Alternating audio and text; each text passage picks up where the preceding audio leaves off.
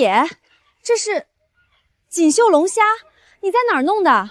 昨晚去礁盘那边转了转，运气好碰着的。运气好，我看是捡的死虾吧？这东西娇贵得很，离水就死，死了一文不值。我跟县城海鲜店的人都熟，人家收虾只收我的，你的货扔路边都没人要。检测到有人吹牛，触发奖励，县城海域轩海鲜店采购渠道匹配，采购经理已前往码头。这位兄弟，你这龙虾卖吗？我按市场价上浮3成收，有多少我要多少。海悦轩是县城最高档的海鲜店，价格公道，你可以放心。这一批虾质量可以，我马上给你转账。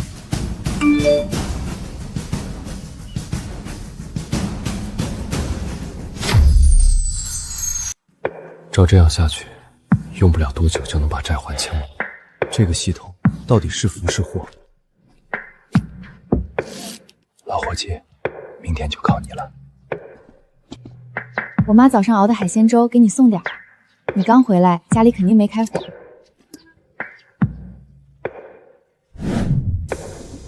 看见没？老子这艘新船花了10几万，我还包了东边那片最好的海域，3天最少捞上100斤野生石斑鱼，一趟下来顶你们跑半个月。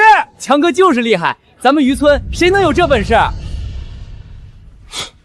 顾爷，你那破船都快散架了，还敢出海？别到时候为了鱼都没人捞你上来。想捞石斑，你连石斑长什么样都没见过吧？强哥就是厉害，咱们渔村谁能有这本事？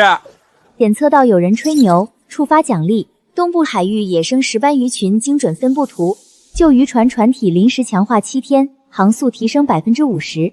能不能捞着，回来就知道了。海上风大，注意安全。要是不行就早点回来，别逞强。放心，我心里有数。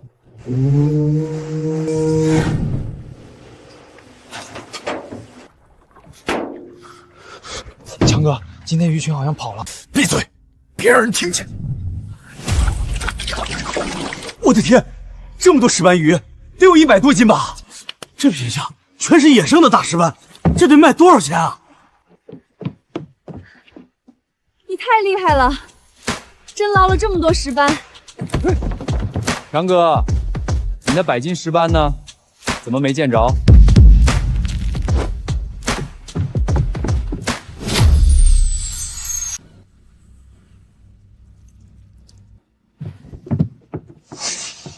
张老板，我跟你说，整个东渔村就我的货最稳。我跟临城好几家大饭店都有长期合作，平时都不愁卖。今天特意给你留了点好货。行，价格按老规矩来。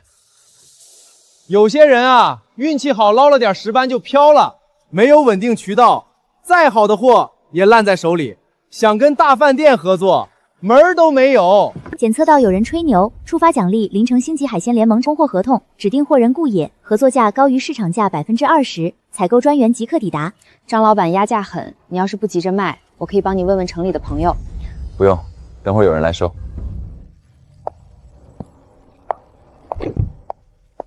顾先生您好，我是临城鲜源餐饮的采购专员李娜。根据我们的合作协议，今天先过来对接首批供货，您的所有鱼货我们全收，价格按合同上调2成结算。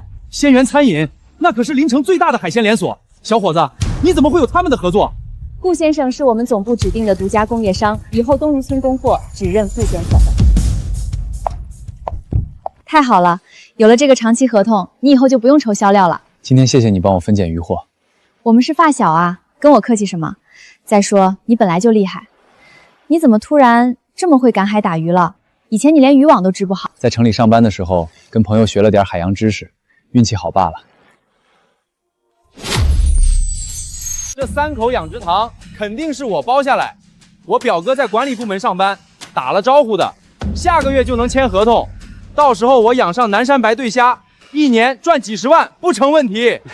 强哥有关系，肯定没问题。某些人啊，别惦记这养殖塘了，没钱没关系，甚至承包押金都交不起，还想搞养殖，做梦去吧。检测到有人吹牛，触发奖励，生态养殖塘最优规划方案，承包启动资金20万元，已打入宿主银行卡。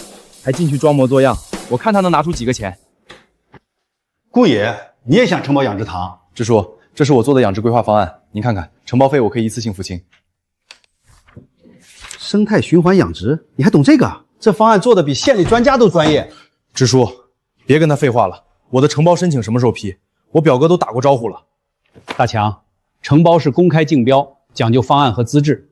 顾野的方案更合理，而且人家能一次性付清承包款，按规定优先给他。什么？他一个穷光蛋能付得起承包款？20万承包款，我现在就能转。那就这么定了，明天就可以签合同。我都听说了，你拿下养殖堂了，真厉害，连支书都夸你的方案好。接下来还要改造堂口，有的忙了。我放假的时候可以过来帮忙，我小时候跟着我爸养过虾，懂一点。好啊，那就麻烦你了。表哥，还是你厉害，整个县城的海鲜冷链都被你垄断了，以后我的货可就全靠你了。那是自然，临城沿线的冷链车都得看我脸色，谁要是得罪我，他的货就算烂在手里，也别想运出县城哪怕一步。哟，顾老板这是要去哪儿啊？有了供货合同，没有冷链车，我看你怎么把货运到临城。求我表哥，说不定他心情好，分你半车空间。年轻人别有点运气就飘了，在这一行没有冷链渠道，寸步难行。想运货，先按规矩来，给我3成的抽成。检测到有人吹牛，触发奖励：承配冷链车队3辆专属使用权，配套专业装卸团队，即日起随时待命，调度权归属宿主。把3辆冷链车开到东渔村村口，今天装首批试运货。装模作样还冷链车，我看他是吹牛皮吹上瘾了。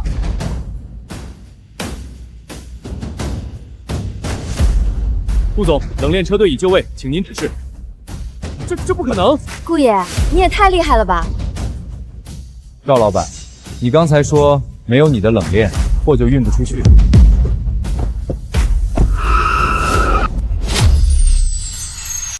这堂口改得真规整，看着就专业。改得好看有什么用？养虾看的是技术。想当年我养虾，亩产3000斤，个个个头均匀，收虾的老板抢着要。某些外行，别到时候虾苗全死光，赔得底朝天。那是，强哥可是咱们村的养虾能手。检测到有人吹牛，触发奖励：生态高产对虾养殖技术知识库，优质一代虾苗10万尾，已配送至堂口。亩产3000斤算什么？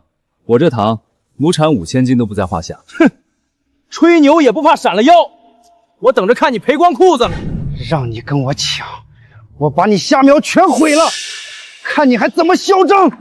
刘大强，你在干什么？关你屁事！我路过而已。路过？带着这东西路过我的养殖堂？破坏他人财产是犯法的，你想进去？太缺德了，居然干这种事儿！赶紧报给村管理委员会主任。是。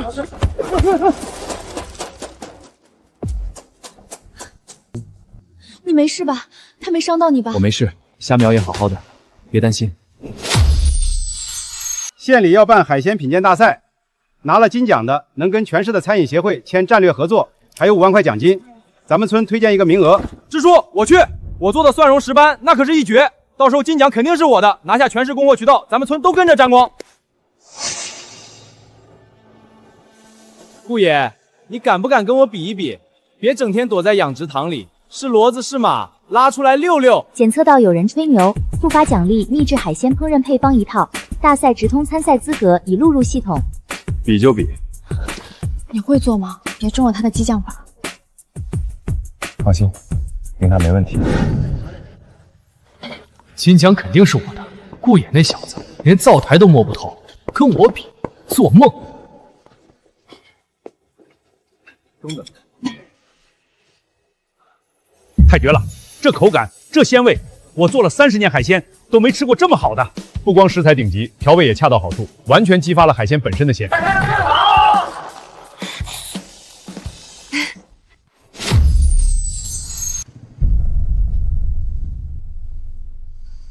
哥几个，帮我个忙，去把顾野那养殖堂给我毁了，虾苗全弄掉，再教训他一顿，让他滚出东渔村。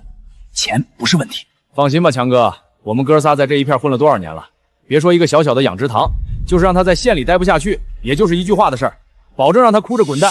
检测到有人吹牛，触发奖励：养殖堂全天候智能安保系统升级，近身格斗精通技能已同步至宿主身体。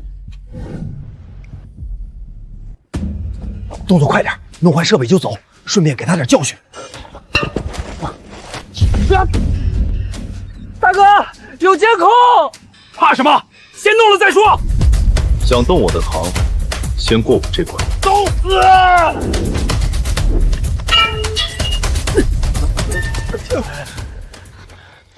你没事吧？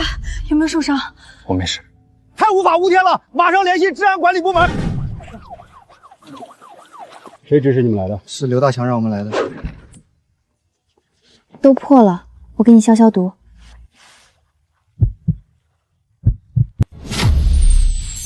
不就是进去待几天吗？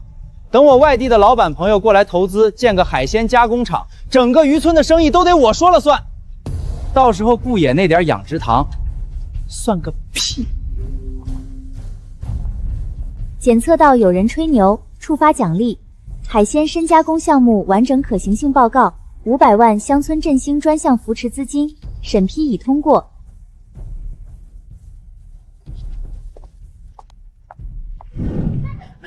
跟大家说个好消息，顾野同志申请了乡村振兴扶持资金，要在咱们村建海鲜深加工厂，总投资500万，能解决咱们村几十个人的就业问题。真的假的？500万，咱们村要建工厂了，太好了！以后不用出去打工，在家门口就能上班了。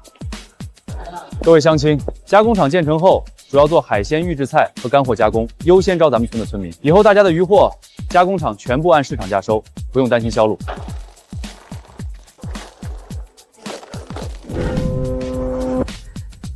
婉宁，其实加工厂的事，我想让你过来帮我，以后我们一起干。好啊。从一无所有的落魄归乡，到现在有了事业，还有了江婉宁，这个系统是我这辈子最大的幸运。听说土地审批卡的严，好多人跑了半个月都没批下来，咱们会不会也得等好久？别担心，应该很快。哟，来跑审批啊！我实话告诉你，这事儿没我表哥点头，你跑断腿都没用。我表哥是土地管理部门的副所长，这一片的土地审批全是他说了算。我想让谁过谁就过，不想让谁过谁就别想动工。检测到有人吹牛，触发奖励：海鲜加工厂全套审批手续加急办结，土地使用证、施工许可证已同步出件，专属办事专员即刻对接。您是顾野先生吧？您的加工厂审批已全部办结了，这是土地证和施工许可证，您收好。领导特意交代了，您这是乡村振兴重点项目，走绿色通道。不可能！我表哥都没点头，怎么可能批下来？这位同志，请不要喧哗。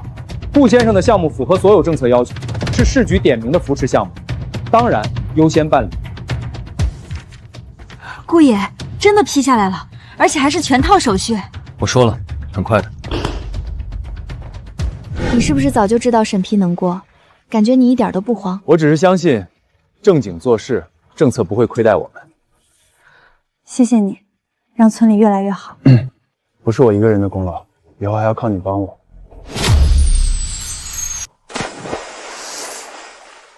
看见没？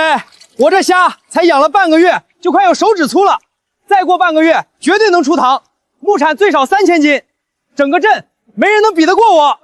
强哥就是有本事，这虾长得也太快了。是啊，某些人啊，吹牛皮说亩产5000斤，我看他那虾苗到现在都没怎么长，到时候别连本钱都收不回来。检测到有人吹牛，触发奖励：生态养殖快速育成技术激活，虾苗生长周期缩短30%，肉质与营养成分提升20%，即刻生效。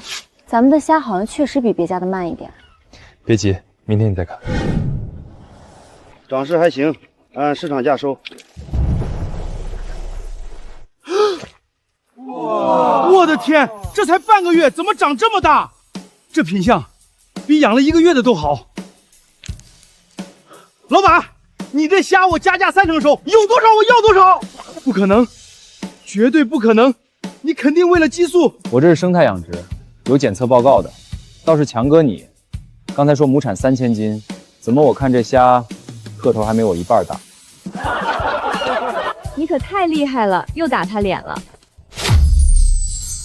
陈老板，您放心，我们村的海鲜品质绝对有保障，您要多少有多少。陈老板，我是村里的养殖大户刘大强。我跟您说，整个东渔村就我的养殖规模最大，货源最稳。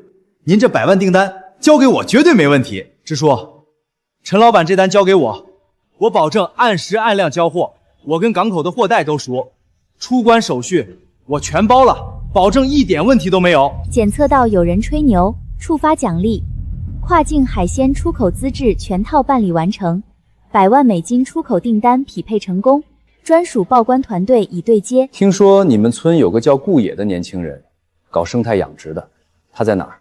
他就是个毛头小子，没什么规模，不靠谱的。顾野，你来了。顾先生您好，我是陈氏水产的陈启荣。我刚收到总部通知，您这边有全套出口资质，还有欧盟的无公害认证。我想跟您签长期供货合同，年订单额不低于500万。哎呀，你可太给咱们村长脸了。陈老板客气了，合作的细节我们可以慢慢谈。500万的订单，顾爷，咱们加工厂还没建好，就有这么大的订单了。所以更要抓紧把加工厂建起来，不能耽误交货。我明天就去招工人，咱们加班加点赶进度。王婶，我跟你说，顾野那虾长得那么快，肯定是喂了违禁药，不然哪能半个月长那么大？吃了对人身体有害的。我干养殖这么多年，这点门道还不清楚？他那虾检测肯定不合格，等被查出来，不仅订单黄了，还得进去。我早就劝过他，老老实实养，非不听，早晚出事。不能吧？顾野看着挺实在的。检测到有人吹牛，触发奖励，国家级无境外农产品检测报告加绿色食品双认证，已邮寄至村管理委员会，造谣证据自动留存，可随时追责。大家静一静，农业局的同志过来，是给顾野的养殖塘颁发绿色食品认证的。顾野先生的养殖基地是咱们县第一个通过双认证的水产基地，各项指标全部达标，甚至远超标准。大家不要听信谣言，有疑问的可以去村管理委员会看检测报告。合着是刘大强在造谣啊？太缺德了！自己养不好就眼红别人，什么人呐？刘大强，造谣生事，破坏村里风气，你给我去村管理委员会写检讨，再敢乱说话，直接上报治安管理部门。活该，看他以后还乱不乱说话。身正不怕影子斜，谣言不攻自破。有了这个双认证，咱们的虾价格还能再涨一截，出口也更有底气了。后面加工厂的产品也可以同步申请认证，走高端路线。奖励你的。气象局通知，今晚有强台风登陆，大家赶紧加固塘口和房屋，注意安全。慌什么？我那养殖塘去年台风都没事儿，加固的牢着呢。别说台风，就是海啸来了，我那塘都不带漏水的。顾野，你那新改的塘怕是不行吧？别到时候一场台风，虾苗全都冲跑了，赔得底朝天。检测到有人吹牛，触发奖励，养殖塘防风防浪加固方案已同步生成施工图纸，可即刻动工。王宁，你去叫几个工人，按照我给的图纸，立刻加固塘底，安装排水泵。好，我马上就去。怎么样？我说我这塘结实吧？就这点风，根本不算事儿。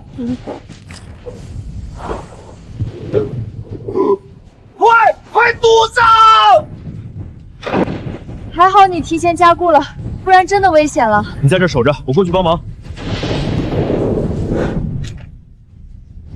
顾爷，多亏了你帮忙，不然我们的塘也完了。是啊，你这加固技术也太厉害了。赶紧补苗吧，还来得及。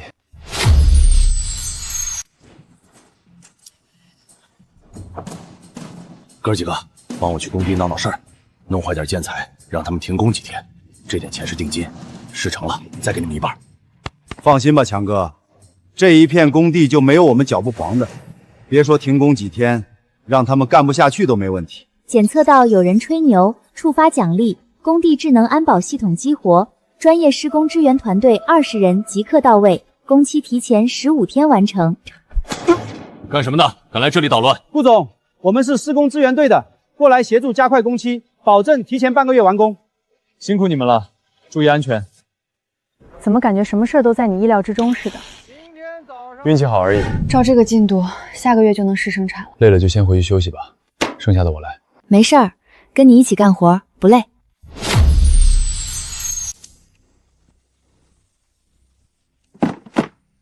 周哥，就是他，整天吹自己的虾养得好，说整个镇没人比得过他。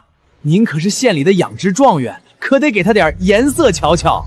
小子，听说你养虾很厉害，我干养殖20年，还没服过谁，敢不敢比一比，看谁的虾产量高、品质好？我这养殖技术是省里专家亲自教的，亩产5000斤，轻轻松松，跟我比，它还嫩了点。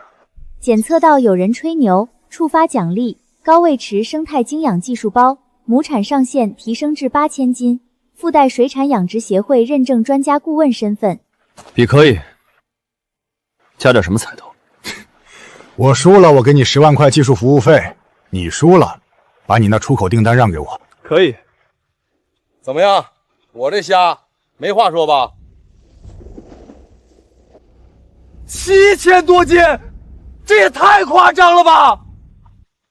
小伙子，你这生态循环养殖模式太先进了，完全可以作为全县的示范样板。这不可能，钱就不用了。要是你愿意，可以过来交流技术，大家一起把产业做好。我服了，以后有机会一定跟你请教。你今天可太帅了，周虎那么骄傲的人都被你折服了。我本来就没想跟他比，大家都养好，渔村才能发展起来。顾爷，你心真好。顾爷，算出来了，3口塘总产量21000斤，平均亩产7000多斤，比预计的还多。品质没问题，就可以装车发货了。产量高有什么用？卖不出去都是白搭。我去年产量也高，最后还不是低价处理了。他那出口订单，我看就是吹牛皮，谁知道能不能真回款？检测到有人吹牛，触发奖励：首批出口订单尾款提前到账，追加300万美元年度订单，3年长期合作协议同步生成。顾先生，首批货的品质超出预期，总部非常满意。这是尾款，已经打您账户了。另外，我们想和您签3年长期合同，每年300万美元订单，您看怎么样？我的天，3年长期合同，那以后都不愁卖了。顾爷这下可真成咱们村的首富了。顾爷，我们成功了。是，我们成功了。我以饮料代酒，敬你，恭喜你，也恭喜我们。以后会越来越好的。这加工厂能建起来，也有我的功劳。当初选址跑手续，我都帮了不少忙。等会儿领导肯定也会提到我。小顾同志啊，你年轻有为，不仅自己创业成功，还带动了全村就业，了不起啊！经过县里研究，授予顾野同志乡村振兴青年两头人称号，奖励50万扶持资金，用于扩大生产。谢谢领导认可，我会继续努力，带着乡亲们一起致富。大强，你也跟人家顾野学学，别整天游手好闲的。知道了，支书。乡村振兴带头人，顾大带头人，以后可得罩着我点儿。你是我的大管家，当然要罩着你。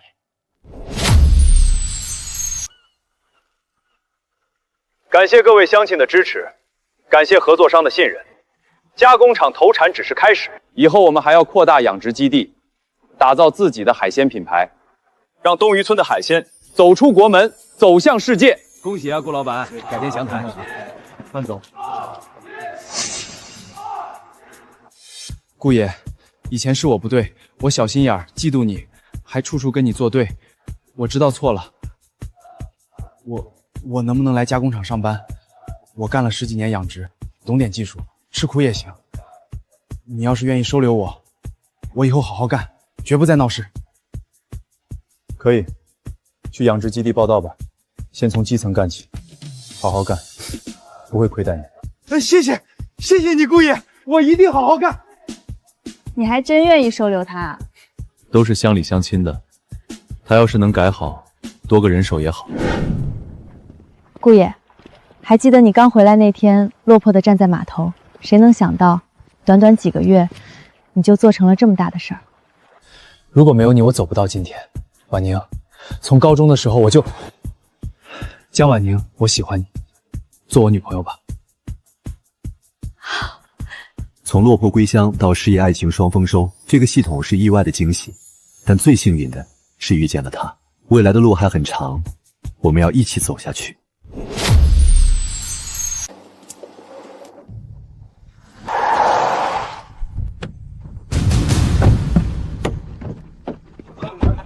都听好了，从今天起，整个镇的水产收购全由我周氏水产统一定价。谁敢私自往外销，我就把收购价压到成本线以下，让他的货烂在手里。虎哥发话，谁敢不听？以后东渔村的货全由虎哥说了算。检测到有人吹牛，触发奖励：全国生鲜电商平台独家供货权，配套冷链物流体系已对接完毕，即日可上线销售。顾野是吧？你虾养得不错，给你个机会，按市场价60%卖给我，以后我给你稳定销路，不然整个临城没人敢收你的货。60%？你怕是想多了。我的货想卖给谁就卖给谁，你管不着。小给脸不要脸，咱们走着瞧，我看你能撑几天。顾爷，周氏水产是这一片最大的收购商，他真的联合线上商贩压价呀？他要是联合所有采购商压价，咱们的虾真可能砸在手里。放心，我有别的渠道，线上电商平台销量比线下还大，价格只高不低。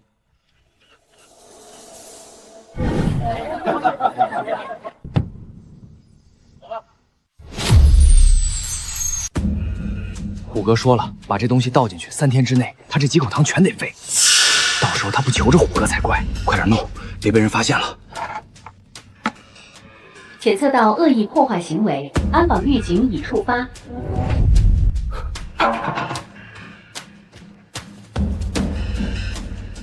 大半夜的来我的堂边干什么？太缺德了，居然干这种断子绝孙的事儿！说吧，谁派你们来的？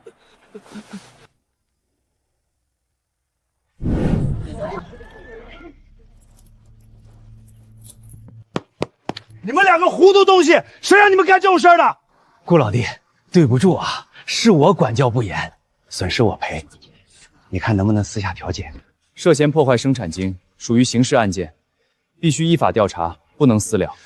请你也跟我们回治安管理部门协助调查。刘大强，麻烦你也去治安管理部门做个证人笔录，配合治安管理部门工作。还好你提前有防备，不然咱们的虾就全完了。放心，安防系统24小时运行，以后没人能搞破坏。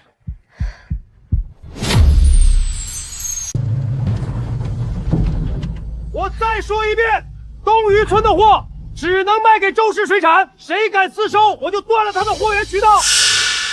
顾野，你不是能耐吗？我看你今天的虾往哪儿卖？检测到有人吹牛，触发奖励：全国连锁商抽职工合同，10家门店同步上架，采购车已在途中。今天的虾必须出糖，不然品质就降了。电商发货也得等明天，这可怎么办？别急，你看。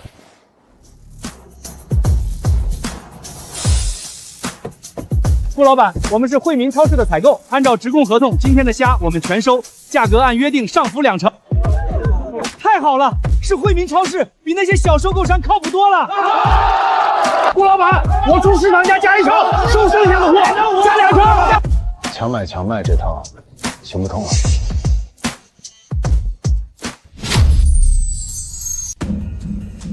都听好了，这片近海的捕捞航线，我公司常年作业。以后东渔村的渔船不准再走这条航道，谁敢私自出海，别怪我船队不客气。听见没？陈老板的船队占了最好的航线，你们就等着烂在岸上吧。这也太霸道了，航道是公共的，凭什么不让我们走？你就是顾野，想出海也行，加入我的渔业联盟，交3成管理费，我就让你跟着走，不然你就等着养殖塘荒废吧。检测到有人吹牛，触发奖励：东部深海专属渔场探鱼数据，配套先进声纳设备1套，远洋安全作业资质已同步生效。近海我还不稀罕去，深海鱼价值是近海的好几倍，谁要跟你抢这点小鱼小虾？深海就你那旧渔船，还敢去深海？别到时候船坏了，还要海事部门去救你。能不能去？回来你就知道了。深海太危险了，风浪大，咱们的船……放心，船已经做了安全升级，声呐、通讯设备都配齐了，完全符合远洋作业标准。陈老六，我就说他不行吧，就那破船，去深海不翻就不错了，还想捕鱼。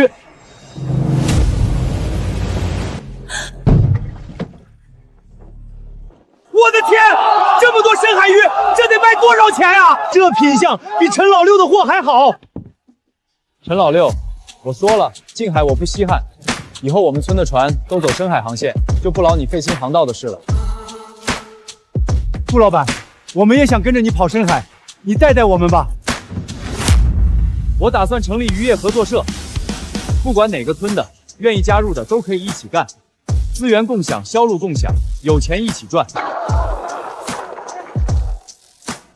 村管理委员会全力支持合作社成立，备案手续我们帮着跑。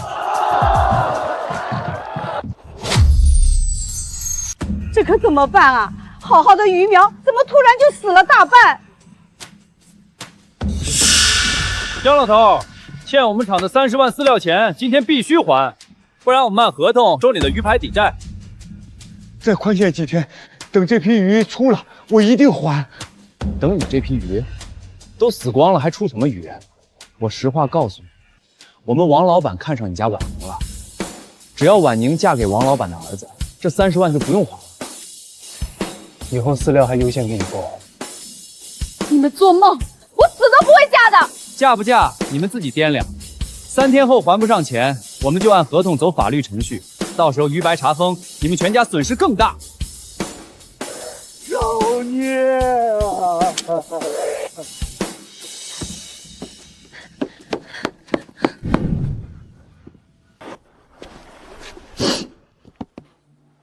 婉宁，怎么了？谁欺负你了？姑爷，我家鱼盘出事了，鱼苗死了大半，还欠了饲料厂30万，他们逼我家人抵债。别哭，有我在，这事儿我来解决。30万不是小数目，而且鱼苗得的是怪病，找了好几个技术员都没办法。钱的事儿你不用担心，病也能治，相信我。这是合作社的账户流水，还有我个人的存款，30万不算什么，明天我就跟你回去，先把债还了。这是水产病备专家的联系方式，我已经联系过了，明天一早就跟咱们过去，鱼苗的病能治好。姑爷，你为什么要对我这么好？婉宁，我喜欢你，从高中的时候就喜欢。以前我没能力，不敢说，现在我有能力了。我不想再看着你受委屈，你的事儿就是我的事儿，以后不管发生什么，我都跟你一起扛。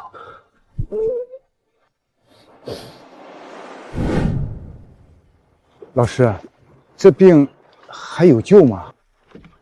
是弧菌感染，发现的还算及时，用特效药3天就能控制住。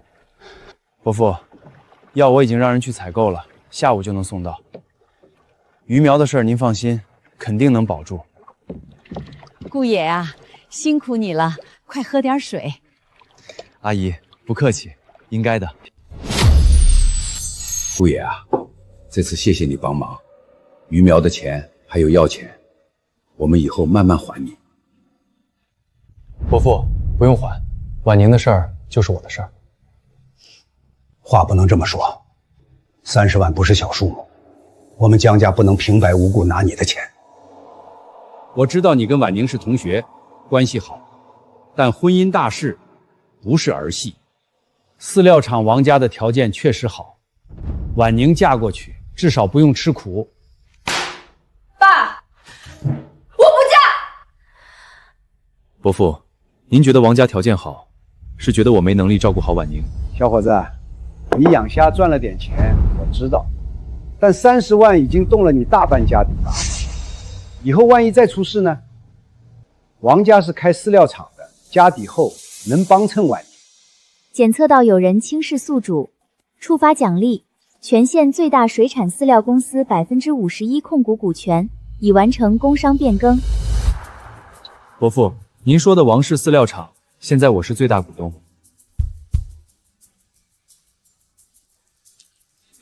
这怎么可能？王氏饲料厂可是县里最大的。王氏饲料厂管理混乱，还卖劣质饲料，刚好我有意收购，昨天刚办完手续。伯父，婉宁不用靠联姻还债，也不用靠别人帮衬，我有能力让她过上好日子，也有能力帮江家把鱼排做大。是我鼠目寸光了，顾爷，以前是我不对，小看你了。老姜，钱准备好了没有？我儿子今天过来提亲，顺便接婉宁去城里买首饰。这谁呀？在你家干什么？王老板，饲料钱我们会还的，联姻的事就算了吧。算了，老姜，你可想清楚了，整个县的水产饲料，我占了70%市场。你敢悔婚，以后别想从我这儿拿到1斤饲料，我一句话就能让你家鱼排彻底没料可用。检测到有人吹牛，触发奖励。王氏饲料厂全部债权文件、劣质饲料致养殖户损失的完整证据链已同步至宿主手机。王老板，好大的口气！小子，你算什么东西？敢跟我叫板？整个县的水产饲料都是我说了算。就是，我爸可是王老板，你再敢多说一句，信不信我让人把你扔海里去？王小胖，你敢动顾爷一下试试？我死都不会嫁给你这种纨绔子弟！王老板，睁大你的眼睛看清楚，王氏饲料厂现在最大的股东是我顾爷。你刚才说一句话就能让江家鱼排没料可用，现在看来，是我一句话就能让你家饲料厂关门。这不可能！我昨天还在开股东会。这是你厂里生产劣质饲料，导致周边养殖户鱼苗大面积死亡的完整过程。我已经移交相关部门，很快就会有调查结果。这怎么办？顾爷，没想到你竟然这么厉害！快走，回去商量对策。怎么回事？顾爷怎么突然成了最大股东？你们都是干什么吃的？老板，是昨天晚上紧急变更的工商四系，我们也没收到通知。那我们现在怎么办？顾爷肯定不会放过我。顾爷这小子敢阴我，我绝对不会让他好过。老板，不好了，监督管理部门的人已经到厂门口了，说要查封劣质饲料生产线，快去拦住他们，就说我不在。顾爷，你这次真是为民除害呀！王氏饲料厂的劣质饲料坑了多少养殖户，现在终于被查封了。是啊，顾老板，以后我们就用你厂的饲料，质量有保障，价格还公道。你真的不打算追究王家的事了？已经交给相关部门处理了。我收购饲料厂是为了带动大家一起致富，不是为了报复。顾爷，你这胸怀，以后肯定能干出更大的事业。咱们村的乡村振兴就靠你了。今天召集大家开会，是关于咱们县水产行业规范发展的事儿。最近王氏饲料厂因为劣质饲料被查封，暴露出咱们行业很多问题。镇长，这事确实是个教训。我建议以后水产行业要加强监管，杜绝劣质产品流入市场。镇长，我建议成立水产行业协会，统一规范饲料养殖、销售各个环节，避免恶性竞争，也能保障养殖户的利益。顾老板这个建议好，成立协会，大家抱团发展，也能提高咱们县水产品的竞争力。顾野这个建议非常好，协会会长就由顾野担任，大家有没有意见？没有意见。顾会长，以后还请多多关照啊。陈总客气了，以后大家按规矩办事，公平竞争。哼，老板，顾野现在当了协会会长，以后咱们更难对付他了。怕什么？他不过是运气好罢了。我手里还有深海渔场的资源，只要断了他的深海捕捞航线，他就别想翻身。万宁，看来陈老六不会善罢甘休，我们得提前做好准备。我相信你一定能应付过去的。顾老板，前面就是鱼群密集区，都是名贵的石斑和金枪鱼。顾野，你敢动一下试试？这片深海鱼塘是我们的，不许你在这里捕捞。这片深海渔场是公共资源，谁都可以捕捞，你们赶紧让开，别耽误我们作业。敬酒不吃吃罚酒，给我围上去，把他们逼停！检测到有人恶意破坏，触发奖励。渔船防御系统激活，水下声呐干扰装置启动。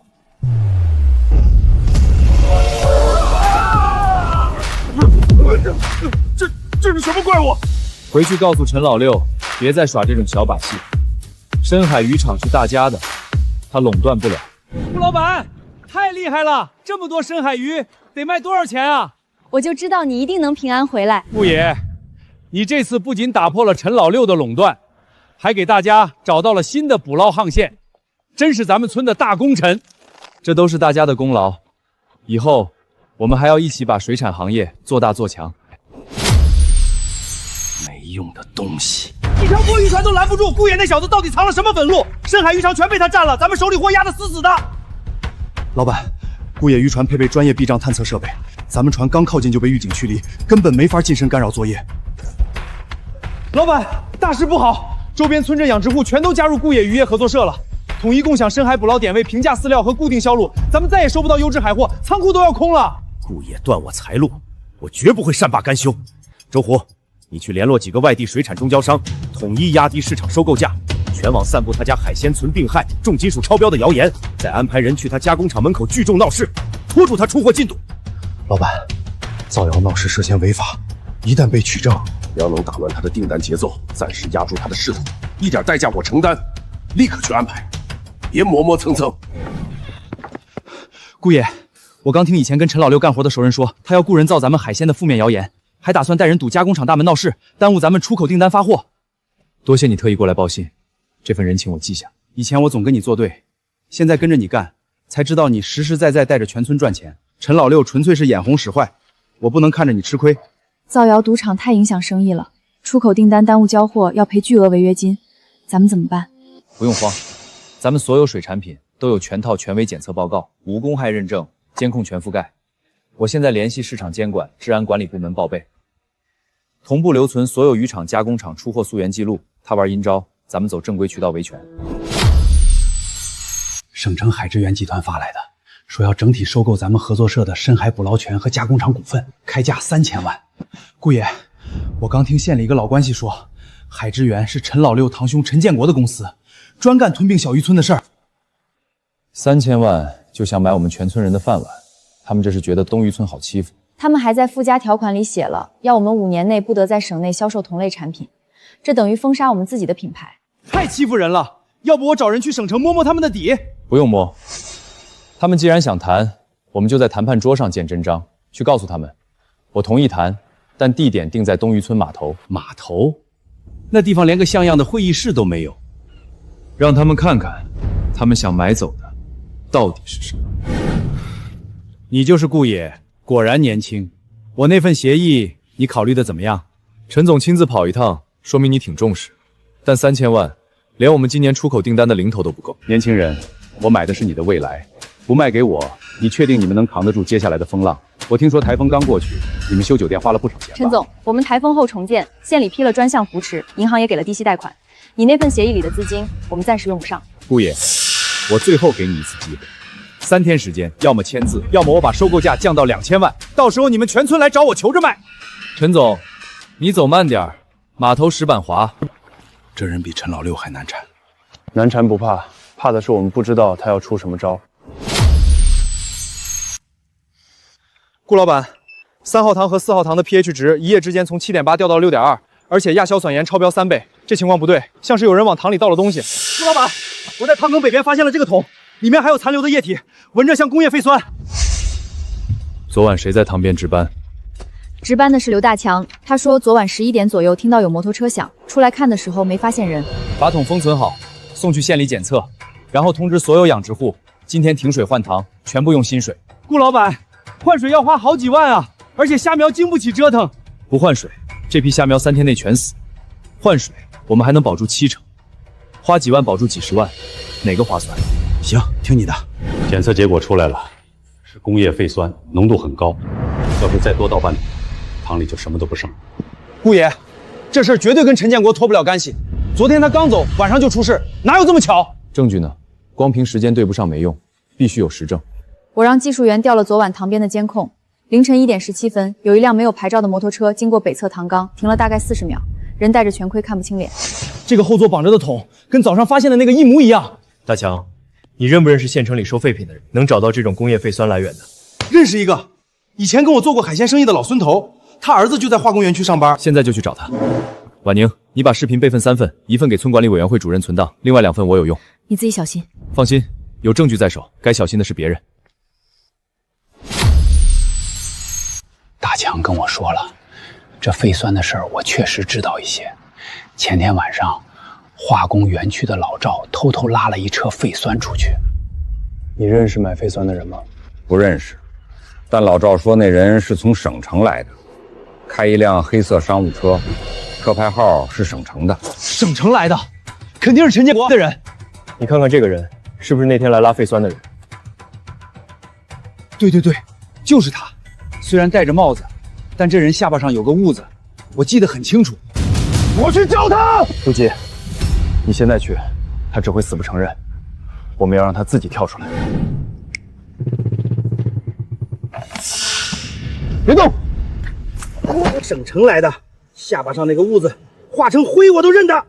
陈总派你来的吧？上次倒酸，这次又来，是想把我们村所有的塘都废了？我不知道你在说什么。你不知道？那这个视频里的人是你吗？刘大强，放开他，让他回去告诉陈总，明天下午3点我在码头等他，他亲自来，这事儿还有得谈。他要是不来，这份视频我直接发给水产主管部门和环保厅。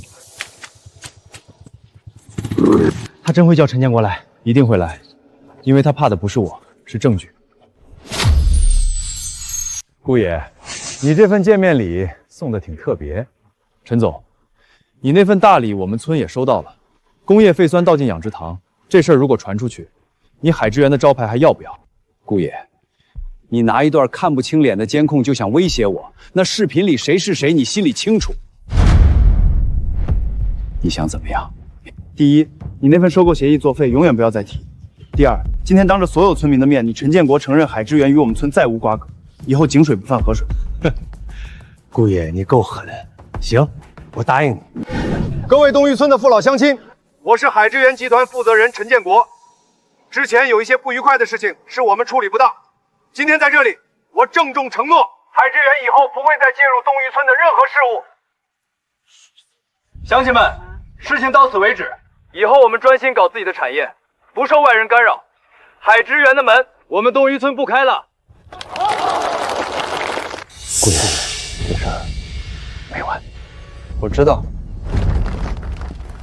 他临走那句话，你看清他嘴型了吗？看清楚了，他说的不是没完，是等你求我。顾老板，咱们的冷链车出问题了，3辆车都在去省城的路上抛锚，修车厂说是燃油系统被人动了手脚，油箱里掺了水。车在哪儿修的？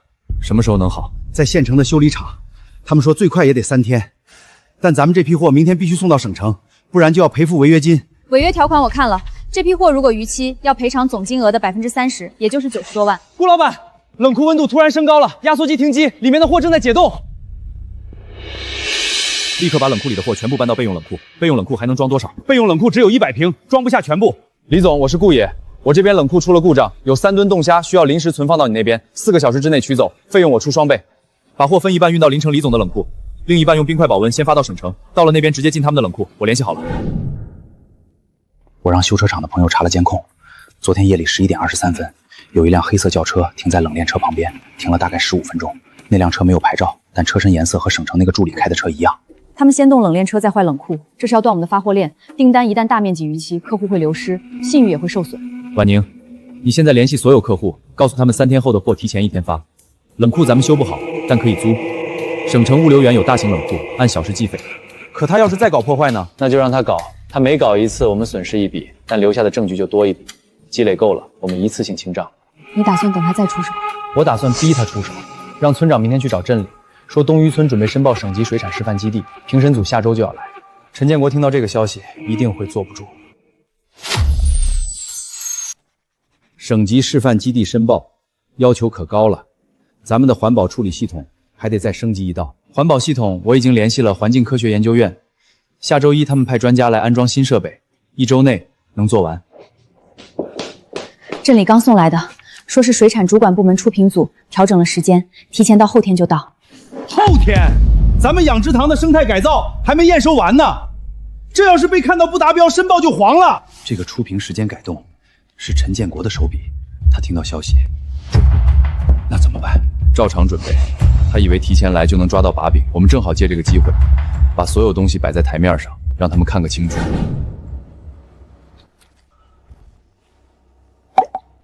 这个塘的氨氮指标，你们多久测一次？每天早晚各一次，数据同步上传到水产技术推广站平台，组长可以调后台数据看实时记录。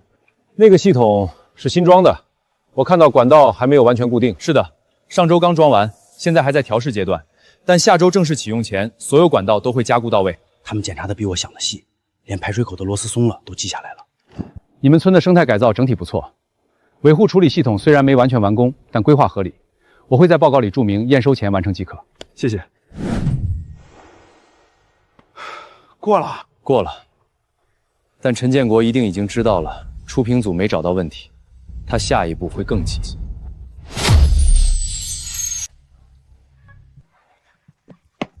顾爷，有人在海底那边用无人机拍照，飞得很低，沿着养殖塘来回转。让安保队去海地那边，别惊动操作的人，把无人机信号干扰器带上。他们不是在拍风景，是在找我们的弱线。养虾塘加工厂全部飞一遍。让他拍，他拍得越细，越说明他急了。等会儿干扰器截断信号，无人机会自动返航，操作的人会去捡落点，我们顺着落点看他停在哪辆车旁边。安保队，跟我去村口。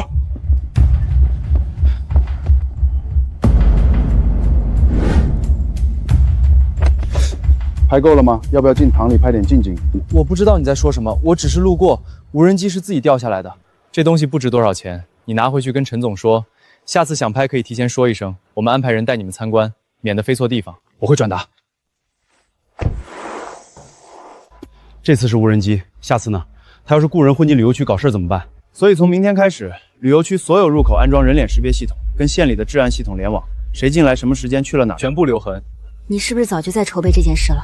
防人之心不可无，他来多少招，我们就接多少招，直到他招数用完。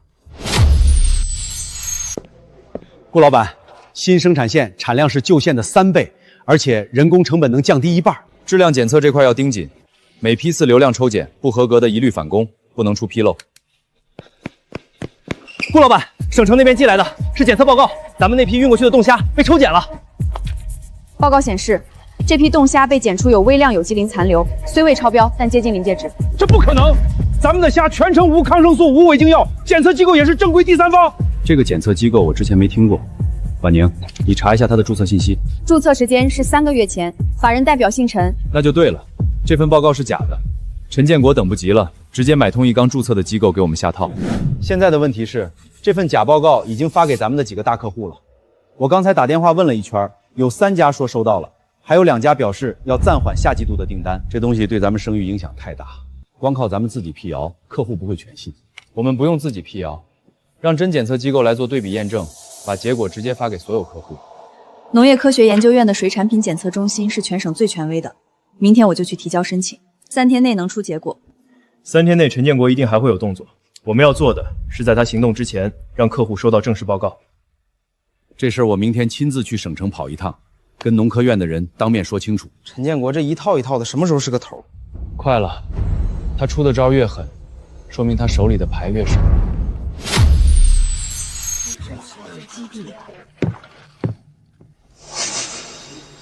今天这个牌匾是省里对我们的认可，也是对所有支持东隅村朋友的交代。跟出去，别被发现。接下来，我们会跟农业科学研究院签订长期技术合作协议，所有水产品每批次双检测，报告公开可查。陈总，别着急走，这是农业科学研究院检测报告的副本，原版已经发给我们所有的客户了。您那份3无检测机构的报告，现在在网上已经被标记为虚假信息了。他什么时候拿到农科院的报告的？你不是说至少要3天吗？我也不知道，可能是昨天就送去了，走的是加急通道。事情没完，我手上还有一张牌，这张牌打出去，他连翻身的机会都没有。他刚才说什么？还有一张牌，会不会是动咱们的供应链？他说的牌不是供应链。陈建国在省城水产圈子里经营了10几年，最值钱的不是钱，是人脉。他一定留了一个压轴的渠道，准备一次性把我们挤出市场。那怎么办？把他那张牌的牌面先摸清楚。你以前在县城跑过海鲜批发，认不认识省城水产批发市场的老档主？认识一个，姓马，在市场里做了20年，什么风吹草动都逃不过他的耳朵。明天你跑一趟省城，别暴露自己身份，就说你是替外地老板打听市行情的。明白。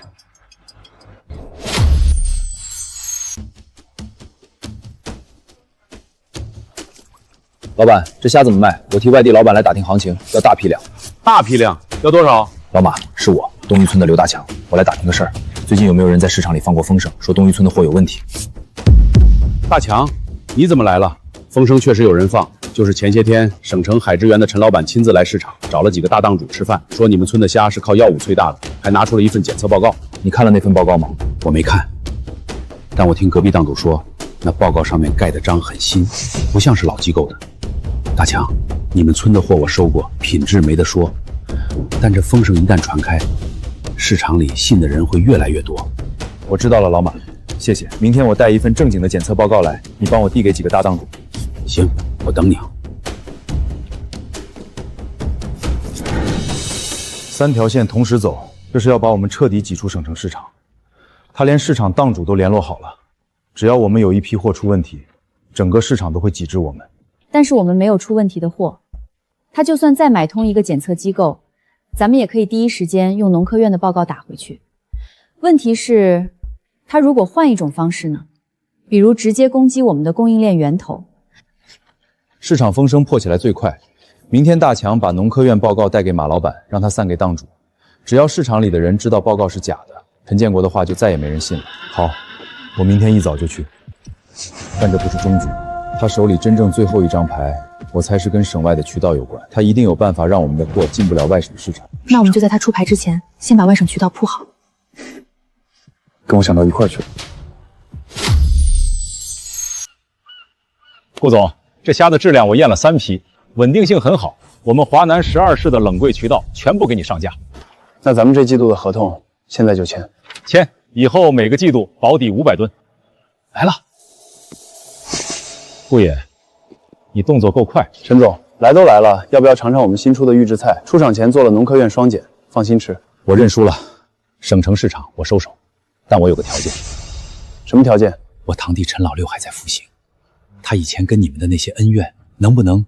到此为止，他在里面还想翻案，你递句话进去，他就死心了。可以，但你要用自己的渠道帮东峪村把产品推进北方3省的批发市场，这是你欠的，不是交易。好。乡亲们，乡亲们，今天这碗虾丸是咱们村自己产的虾，自己办的厂，自己打的市场，立住了。从今天起，东峪村的牌子立住了。顾爷。 陈建国那边，你信他？不信，但用他的渠道把咱们的货铺开，这一步是真的。他如果不做，他自己在省城也混不下去。这步棋，他只有走到底。所以他现在不是对手，是合作伙伴了。是暂时绑在同一条船上的人，船到了岸，再说分道扬镳的事儿。3号停车区满了，引导游客去临时停车场，动作都快点。 这才上午10点，停车场就满了。周末游客量比上周翻了1倍。酒店开业前，配套得跟上，停车场、厕所、餐饮区，全部要提前扩容。扩容预算我算过了，至少还要200万。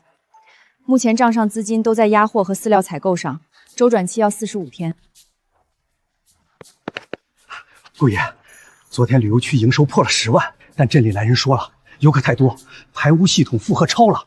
环保口子盯着呢，要是出问题，可能要停业整改。排污系统，我让技术员加装了一套生物过滤，明天就能调试。你帮我约一下镇里环保办的负责人，后天上午我去当面汇报。顾爷，刚才有2个游客在赶海区吵架，差点动手，一个说另一个占了他挖好的坑，人太多了，靠我这点人手根本忙不过来。从明天开始，赶海区实行预约制，分时段进场。你去找村主任要几个退休的老渔民，他们熟悉滩涂地形，让他们当现场引导员，1天给200补贴。这主意好，我这就去。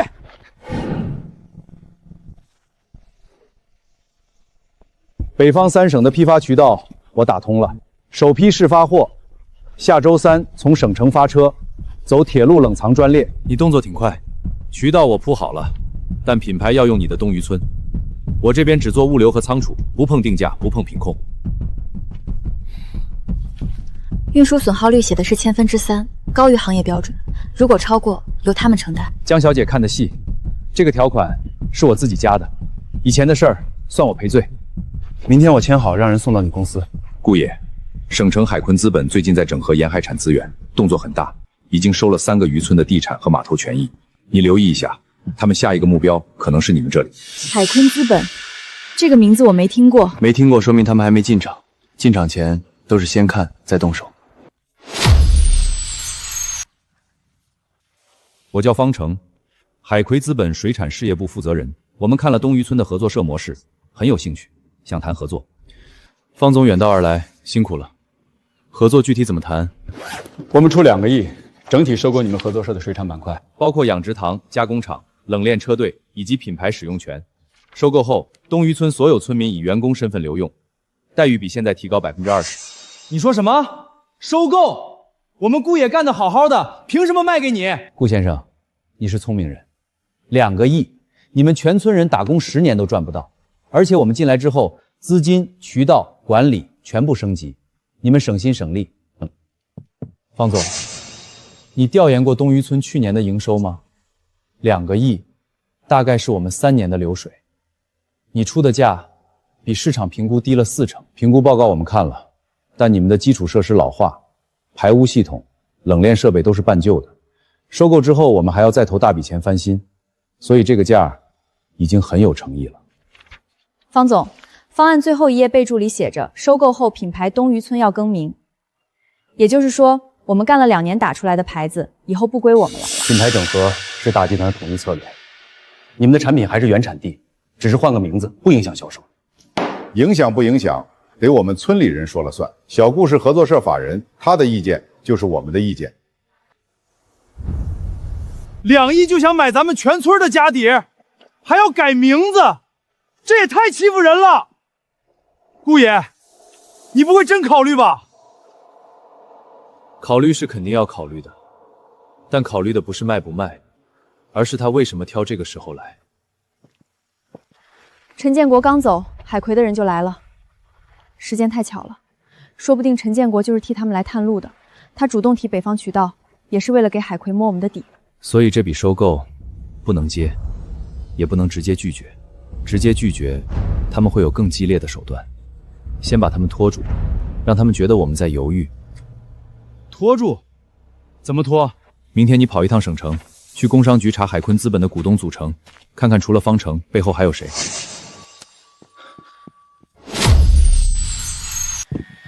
厂长，冷库又报警了，温度显示零下4度，不够冻。顾老板。 冷库压缩机启动频繁，配冰箱跳闸3次了。电工说可能是电压不稳，但咱们的变压器是新的。今天用电峰值什么时候？下午2点半左右，加工线和冷库同时开启的时候。供电所发来的通知说，这一周因为旅游区用电量激增，附近几个村子公用变压器负载过高，晚上8点之后可能不定时限电。明天一早我自己去供电所谈，加装一台专用变压器，费用我们出，审批手续走加急。那冷库今天怎么办？ 备用方案里写了，晚上8点之后把冷库温度调到零下2度，所有冻品分批挪到临城李总的冷库过夜。我已经联系好了，费用照旧。查到了，海葵资本的法人代表是一个叫林振生的人，但我在省城工商局门口遇到一个熟面孔，以前跟着陈老六跑腿的。他说林振生是陈老六在省城念书时的同班同学，毕业后一直做资本运作。陈老六的同班同学，这就对上了。 陈老六进去了，但他的人脉还在外面。那陈建国来送北方渠道，可能不只是赔罪，也是在帮林振雄探路。海清资本收购东渔村不是为了赚钱，是为了给陈老六出气，所以这个局比钱大。那咱们怎么办？他们要的不只是收购，是让我们低头。所以这场仗不能输，也不能平局，必须赢，赢得让他们没有理由再进这个村。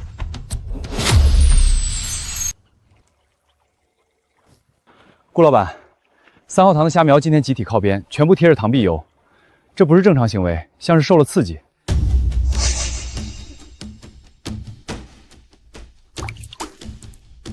今天风向变了，从北边化工园区那边吹过来的。昨天晚上有没有闻到异味？顾老板，我在我家塘边捡到这个瓶子里像是化工废水，用鼻子闻过，味儿很冲，像漂白水。送去县里的检测机构，加急出报告，然后通知所有养殖户，今天暂停换水，先用储水塘里的存水顶天。如果是海坤资本派人干的，这次比陈建国那次更隐蔽。瓶子是普通的矿泉水瓶，没有标签，很难溯源。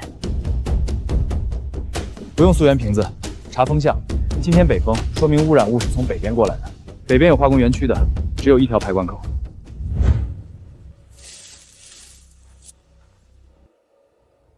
顾爷，这里有新鲜的脚印，泥土还没干，鞋印边缘清晰，大概是今天凌晨留下的。鞋码不小，像是男人。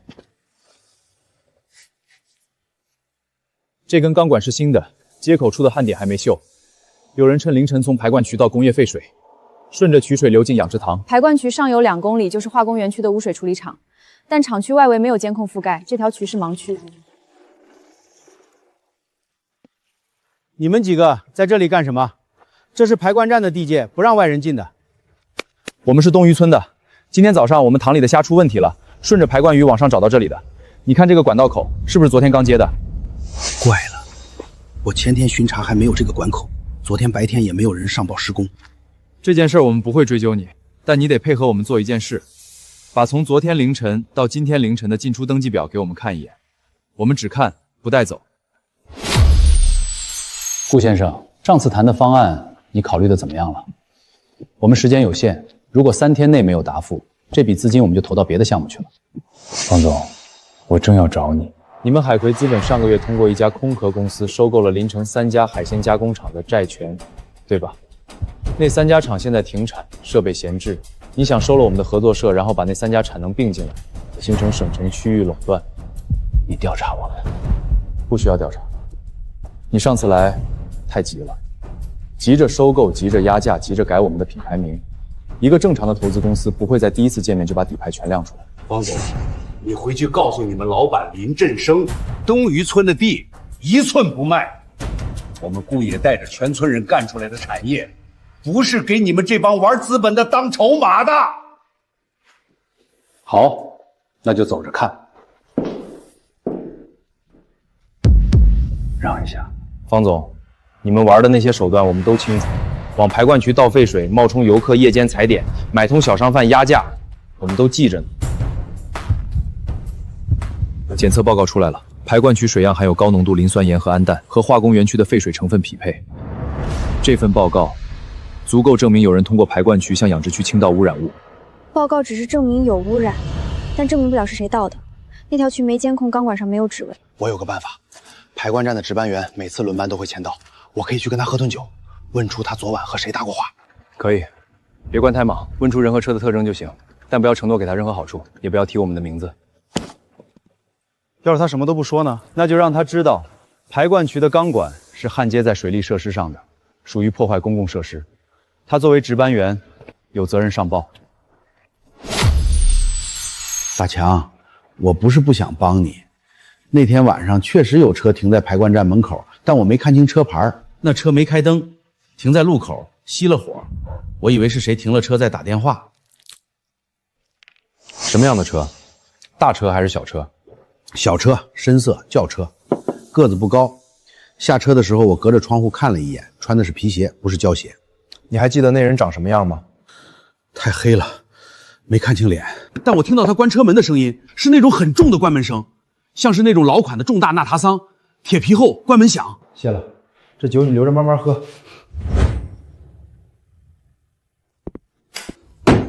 老款桑塔纳，深色，车门关得响，没看清脸，但至少知道是轿车，不是货车，不是摩托车。方程来的时候开的是一辆黑色商务车，但他的助理开的是旧款田丰，不是纳塔风。排灌站旁边那条土路，车则还在。明天一早，大强你带石膏粉去，把车则硬拓一份。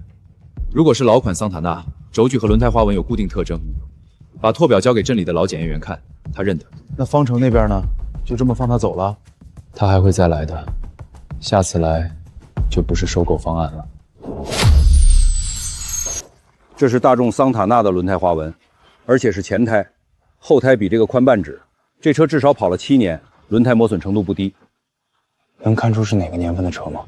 这个缺口像是压过路边碎石留下的。如果是省城牌照的车，不太可能跑这么远的石子路，更像是本地车，经常在郊区跑。本地车半夜来，熄火不关灯，熟人干的。查一下方程2次来东渔村时的随行车辆，有没有本地牌照的桑塔纳？顾爷，我昨天收到消息，有人在查海葵资本的车辆记录，你想干什么？方总，你的人前天晚上开着老款桑塔纳去排灌站倒工业废水，污染了我3个养殖塘，这事儿你清楚，我也清楚。你有证据吗？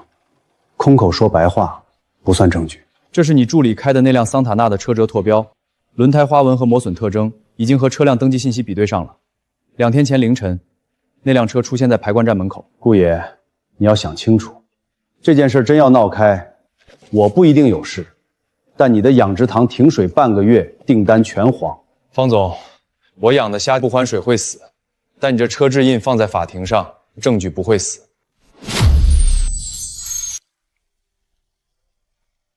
顾老板，3号塘水质指标全部恢复正常了，虾苗开始往塘中心移动，计时量也上来了，这塘虾保住了。顾老板，要是再晚1天处理，这塘虾就完了。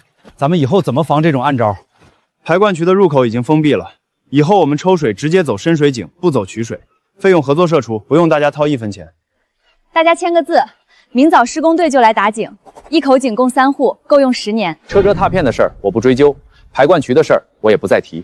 我给你一份省城高端餐饮渠道的对接名单，5家5星级酒店，全年采购量不低于800万。条件呢？条件是，你把合作社的饲料采购权让出来，由我海葵资本旗下的供应链公司统一供应，价格比市场低1成，但结算周期延至3个月。方总，你这是换了个方式套我们的命脉。饲料采购权交给你，3个月结算，我们现金流一断，最后还是只能找你们融资。那你可以选别的。不接这份名单，不换供应商，那就继续斗下去。你在明，我在暗，你能防几次？方总，你走之前我给你看一样东西。这段视频，你从哪里来的？排灌渠旁边废弃水塔顶上有一个老式监控摄像头，是全年水利管理部门装的水位监测设备。值班员不知道，但我知道。顾爷，那段视频一放，方程脸都白了。他今天回去估计1晚上都睡不着。你什么时候知道那个水塔上有监控的？上次查排灌渠的时候，我注意到水塔顶上有个白色的圆筒，以为是天线。后来问了村管理委员会主任，他说那是水利管理部门装的，水位超限会自动报警。摄像头平时不录像，但触发报警时会自动保存前后30分钟的影像。那咱们现在有了视频证据，可以直接告他破坏水利设施。告他一个人不够，方程是林振生派来的，林振生才是海坤资本的法人。我们要打，就打整套班子。那视频你打算什么时候用？等林振生亲自来，他不来，这场仗就不算打完。村口有车灯，没开远光，慢慢开着，像是白天那辆桑塔纳。他来拿东西的。白天方程走得急，那个信封还在加工厂办公室桌上没拆。找这个，在加工厂办公室等了你3个小时。你们想怎么样？回去告诉丰城，信封我收下了，但名单我不会用。告诉他，他欠东渔村的不是一份名单能还清的。你就是顾爷，方程跟我说过你比他说的更沉得住气。林总，你亲自跑一趟，说明你也沉不住气了。我来看一眼能让方程吃瘪的人长什么样，看完了，我觉得你确实有2下子。林总，这是你在省城水产市场以海坤资本名义签订的13份垄断协议副本，每份协议里都包含一条排他性条款，禁止签约商户与东渔村合作。这些协议已经涉嫌违反反不正当竞争法。你从哪里拿到这些？林总，你派人去谈收购之前，我先派人去了省城水产市场，找了你签约的其中3家商户，他们每一家都说，签了你的协议之后，销量反而下降了，因为你的协议里还有一条隐形的价格限制条款，不允许他们降价促销。顾爷，你比我预想的准备的更久。排官区的事儿，方程做的，我不知情，但我认。你手里的视频能让他进去，也能让我脱一层皮。那你打算怎么处理？这张名片是省城水产联合会副会长的电话，你直接联系他。海葵资本所有的独台协议，15天内全部作废，不再介入你东渔村的任何事务。协议作废那天，方城排灌区的事儿，我可以不追究。他给的电话是真的吗？是不是真的，打过去就知道。但他说协议作废，这句话是真的。顾老板，这批虾丸的蛋白质含量比上一批高了12%，客户昨天寄来的反馈单专门提到口感有提升。这个配方锁定，以后就按这个标准走。省城水产联合会发来的传真，说已经确认海坤资本所有的9台协议作废。婉宁，你看一下他们有没有附加条件？没有附加条件，直接开放权限，还附了一份采购意向书，首期订单200万。你现在觉得这一仗算打完了吗？林振生的协议作废了，方城的排灌区证据我没往下追究，他们暂时不会再进东渔村。但这一仗不是打赢的，是让他们觉得继续打下去不划算。那接下来呢？接下来把省城渠道铺开，把深水井打完，把酒店按期开业。然后呢？然后带你去看海，不是这里的海，是南边的那片。你以前说过想去。顾先生，我们行里审批通过了延期方案，但条件是3个月内必须偿还本金的30%，否则我们将依法启动抵押物处理程序。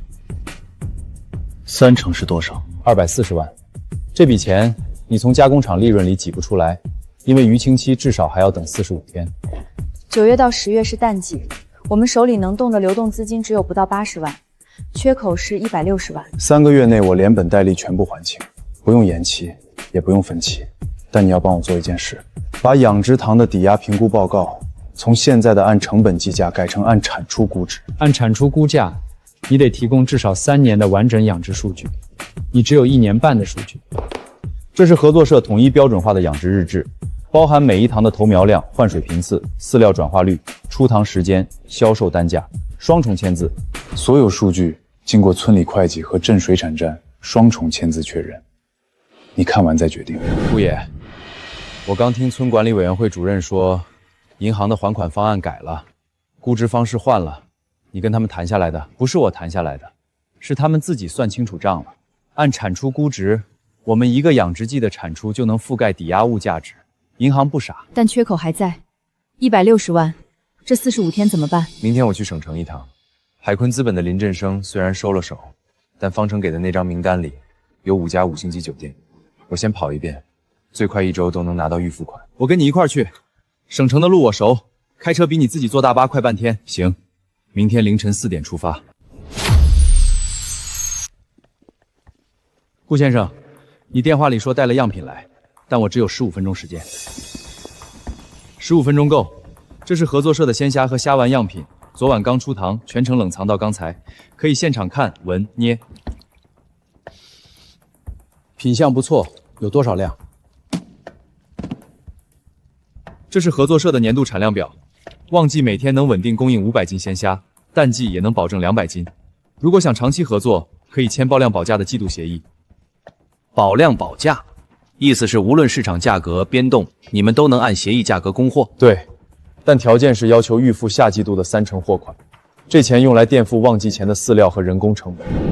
5家酒店跑了3家，就这家当场给预付款，剩下2家说下周再去谈，这趟没白跑。预付款到账了35万，还差125万。剩下2家酒店要是也谈下来，够不够？那2家比这家规模大，需求量也大，谈下来预付额应该能到60万。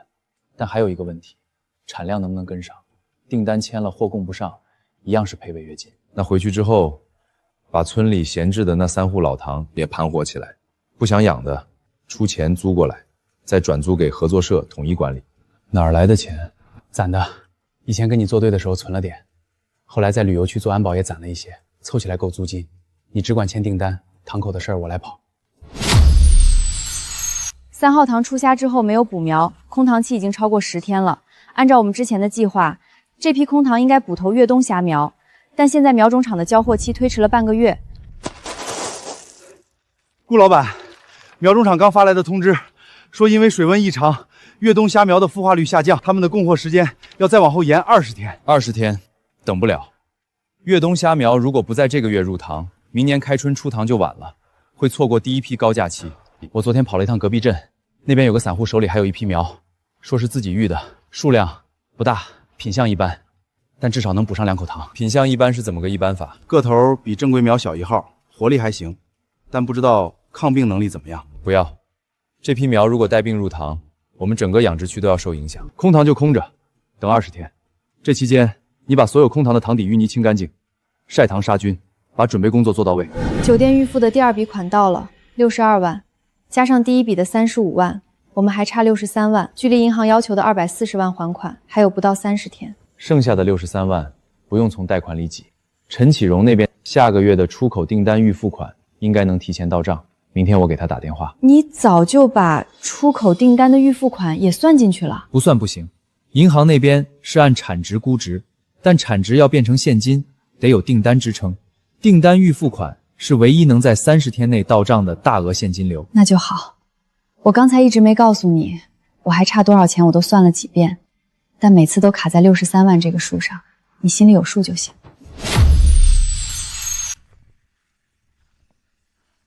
预付款的事儿，我让人走加急流程，下周1之前，80万汇到你们合作社的对公账户。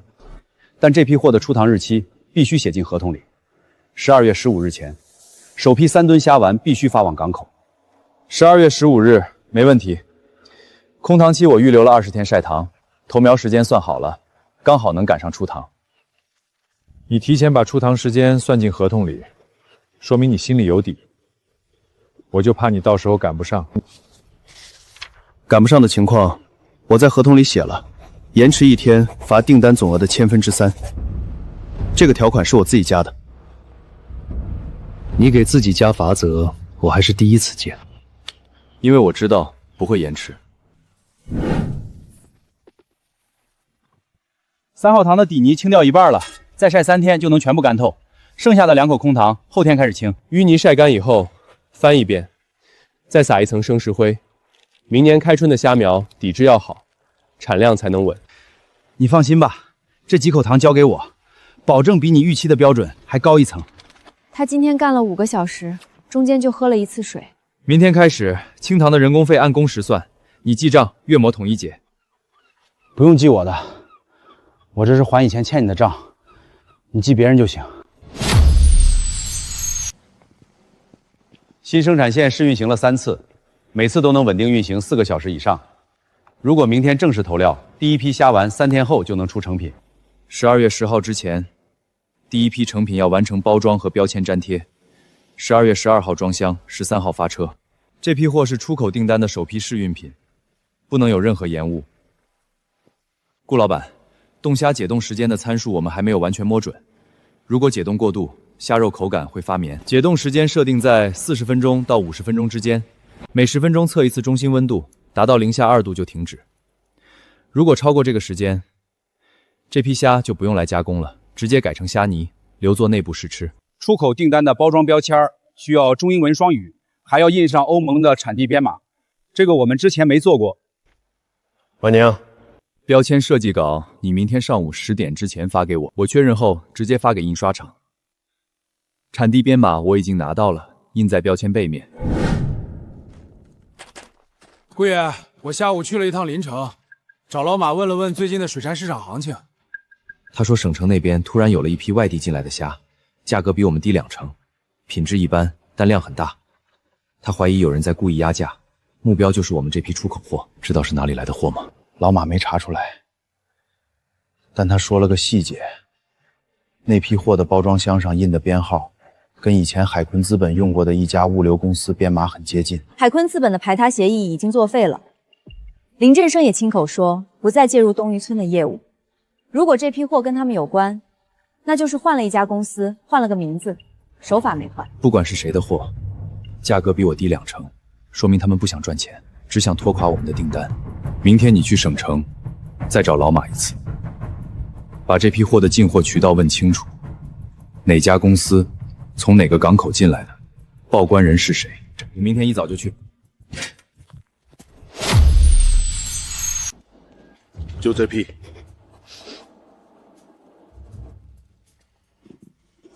编码格式跟海葵资本以前用的不一样了，但首字母没变，都是 SK 开头，换汤不换药。这批货是从南方港口进来的，报关单上写的是一家叫粤海贸易的公司，但我让朋友查了一下，这家公司注册地址跟海坤资本以前的办公室在同一栋楼，只是改了楼层。马老板，这批货你们要不要？不要的话，明天就装车拉到别处去了。先放着，明天再说。你忙你的去。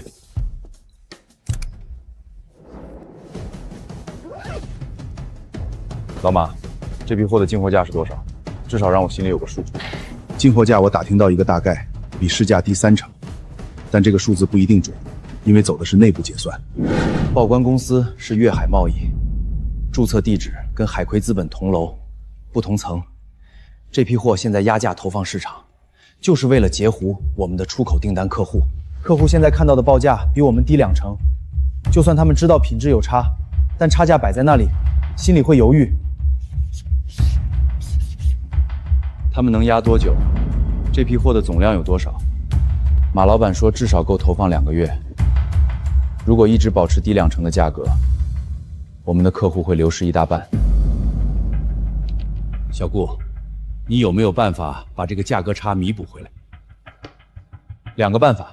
第一，我们把出口订单的结算方式从货到付款改成预付加尾款，提前收回一半资金，用这口气来压低我们自己的出货成本。第二，尽快拿到这批压价货的产地来源，如果能证明是低价倾销或者非正常渠道，我们就可以向行业协会举报。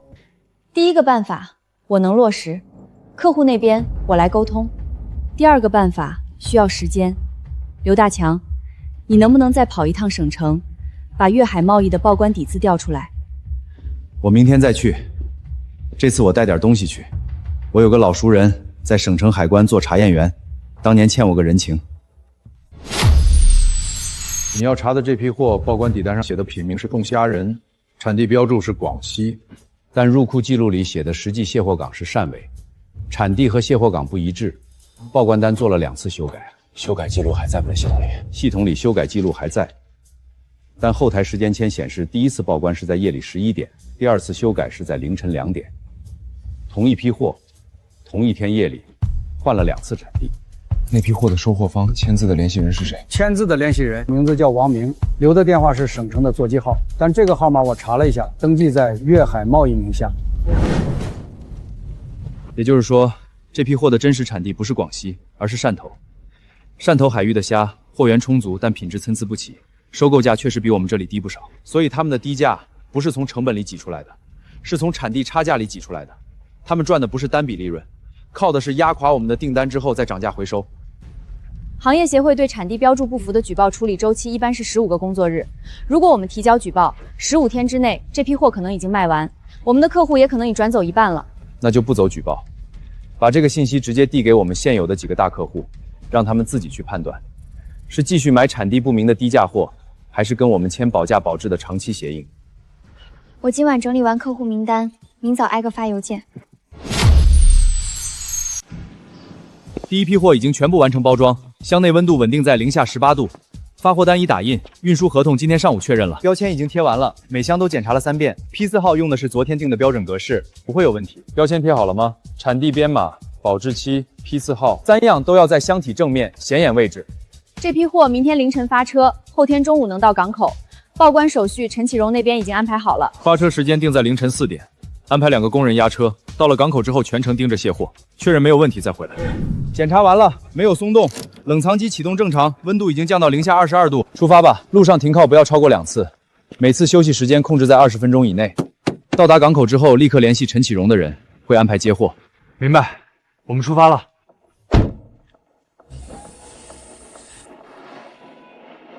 这是第一批货，如果能顺利通关，后面几批就都不用担心了。流程走通之后，担心的就不是货了，是货的量。顾老板，这是今天早上刚到的一批苗，苗种厂说是补上之前延误的那批，我看着活力还行，但个头还是比往年同期小一点。个头小不是因为苗不好，是因为孵化温度偏低，发育慢了1周。入塘之后正常投喂，7天之内能追上来。那这批苗今天就能入塘？婉宁，你记一下，3号塘今天下午入苗，投苗密度比标准低1成，给他们留出成长空间。2号塘等后天水温再升2度再入。3号塘入苗时间下午2点，2号塘延迟到后天，记好了。陈启荣发来的，说第一批货到港后立刻通关，没有卡关，也没有抽检延误，货物已经装上了冷藏船，预计15天后到欧洲港口。第一批货顺利出去，后面的订单客户的信任度会增加。之前酒店预付款的客户有几个在问第二批货的报价了。第二批货的报价比第一批高5%，因为第一批是试单，后面是正式合作。你按这个标准回复他们。那粤海贸易那批压价货呢？客户那边有没有反馈？今天下午有3家客户回邮件了，说他们看了我们提供的产地信息对比，决定继续跟我们合作，不再考虑粤海贸易的报价。那就好。首批3吨虾丸已经通过欧盟海关检测，全部合格。客户那边今天上午发了正式确认函，追加第2批订单，数量翻倍。第2批订单的合同，我今天下午让人拟好，明天一早发给你确认。各位乡亲，东峪村的牌子以后在省城水产市场上不会再有人拿低价货跟你们比。第2批订单翻倍的话，我们的加工厂产能还能跟上吗？现在这条线是单班运转，翻倍之后需要加到2班。工人我已经让婉宁在招了，下周能到位4个熟手。那粤海贸易那边，他们那批压价货现在还有吗？他们的货还在卖，但客户已经知道产地信息了。如果继续买他们的货，可能会被行业协会追查产地标注问题。所以现在他们能卖的客户只剩下那些不关心产地、只看价格的小散户。那他们下一步会怎么做？以林振生的行事风格，他不会因为一批货受挫就收手，他手里一定还有别的牌，只是还没亮出来。顾爷，我今天是来送东西的，不是海归资本的意思，是我自己来的。粤海贸易那批货的完整报关链记录，从产地到港口到入货，全都在这份文件里。海葵资本用粤海贸易做外壳的事儿，林振石不知道我查到了这一层。如果你愿意，明天我可以在省城水产协会的例会上当众出示这份记录。你为什么要这么做？因为林振生让我做的那些事儿已经超出商业竞争的范围了。粤海贸易的那批货是用了非正规渠道的水产加工废料重新包装上市的，如果被查出来，整个省城水产市场的声誉都会受影响。我不想背这个锅。这份记录如果公开，粤海贸易会被注销，海坤资本也会被行业协会调查，林振生在省城的根基会动摇，但不会完全倒。你希望我怎么做？我希望你明天亲自去省城，把这份记录带到行业协会的例会上，由你出面，比我出面更有分量。可以，但我有个条件，这份记录公开之后，粤海贸易的事到此为止，不再追究个人责任。林振生那边，你帮我带句话，以后海坤资本的任何子公司，不要再以任何形式进入东峪村周边方圆50公里范围。话我会带到，记录给你，怎么用由你决定。你打算明天去吗？去。顾先生，你以会员单位代表的身份申请临时议题，请说。我申请公开粤海贸易今年第3季度的一批冻虾产品的报关和产地信息。根据我掌握的资料，这批产品存在产地标注与实际卸货港不符的情况，涉及3份经过修改的官报单。你手里有证据吗？这是报关底单复印件，上面有2次修改的时间戳和签字笔记，原件在关海档案室，可以调取比对。这份证据需要提交给专业部门进一步核验，在核验完成之前，我建议暂停粤海贸易在协会内的会员资格，并将其产品通报各会员单位，提醒谨慎采购。正式通报了，粤海贸易被暂停会员资格了。通报已经发了，各会员单位今天下午都收到了。他们那批货的实际产地信息也一并附在通告里了。客户的信任一旦回流，价格优势就没了，谁也不会为了便宜2成去买产地存疑的货。那林振生那边呢？他什么反应？他什么反应不重要，重要的是以后海坤资本想用同样的手法进别的渔村，行业协会都会留意他们的注册信息和报关记录。那你明天还去省城吗？还是说这件事就到这里了？到这里了，剩下的是行业自己的事。顾老板，这批苗入塘4天了，个头长了一圈，活力也不错。平均大小跟往年同期比怎么样？比往年同期还大一点，可能是因为你让清塘清得干净，底泥晒透了。塘底晒透了，苗入塘之后没有旧病源干扰，长得自然快。这道理我以前知道，但没认真做过。从现在开始，每年出塘之后都清塘晒底，标准流程定下来，以后就不用每年重新摸索。顾老板，第2条线已经安装完成，今天下午试运运行了3个小时，一切正常。如果下周投入生产，第2期订单的产能可以完全覆盖。第2条线优先生产出口订单的补充批次。婉宁，下周排产计划里把第2条线的时间排出来，从周1开始每天2班。出口订单的补充批次数量我已经确认过了，下周3之前可以全部出完。第1期的经验已经跑通了，第2期按同样流程走，不缩短任何环节，也不增加任何不必要的环节。明白，我会严格按照标准流程操作。